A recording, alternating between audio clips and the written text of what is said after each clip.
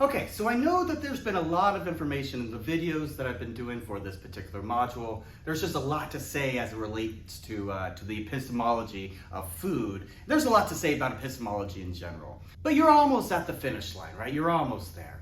So I want to talk a little bit about virtue epistemology as it relates to food specifically, because it looks like this is Plakia's kind of preferred account of how to approach the subject of knowledge and how we know food. And then the final video for the module, I'm actually going to have you watch Plakia's talk about her own account. And specifically, to what extent should we incorporate and really take seriously this point or idea regarding epistemic injustice? To what extent does the things that we have to say about our ability to know what our food is, what's in our food, how our food gets to us, to what extent does this mean that many people are in a state of kind of epistemic injustice because they aren't in a situation where they can know about their food?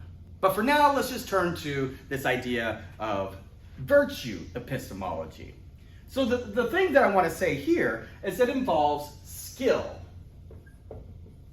It involves something that we do. It's an activity or something we engage in,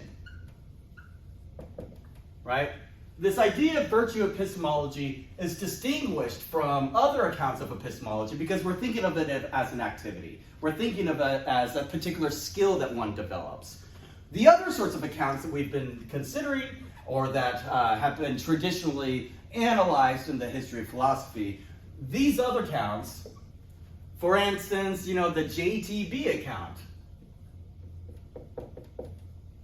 right? That account of knowledge, as well as many other accounts, these focus on a mental state of a subject, right? So we're treating a subject and we're trying to analyze what mental states they have, whether that mental state, a belief, is justified or reliably formed and so forth. But virtue epistemology, instead of focusing on a mental state, it focuses on an agent and what they do, right? The sorts of skills that they have. So what sorts of skills might be involved in a virtue epistemology? Well, probably skills like being open-minded, or skills that involve things like curiosity, or perhaps things like being sensitive to evidence,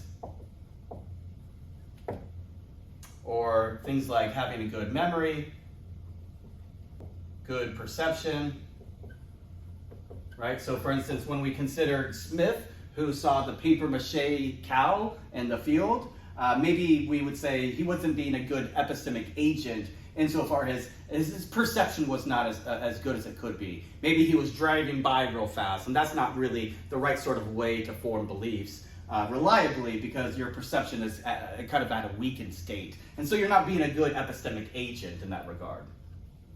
Another skill would be something like imagination, right? Sometimes we talk about, when things go wrong or things go terribly, sour, we might say things like, it was a problem of having too short-sighted of an imagination, not being able to imagine the way things could end up being in the future. And that would be like a kind of foresight, right? Where we're able to sort of look into the future to see how things might go poorly. So then these sorts of different skills that one could develop, we could apply to the question of what does it mean to be a virtuous eater, right? What does it mean to be a virtuous eater with respect to the knowledge that you have, where we're thinking about knowledge in terms of different skills that you possess? Of course, one other concern that somebody might have here is to what extent is this a kind of an ableist view, where ableism refers to sorts of judgments or maybe prejudging or being biased in different ways based upon one's ability. You might think that's similar to something like sexism or racism. If you're discriminating based upon one's ability, that seems like a problem. Or you might be concerned with epistemic injustice.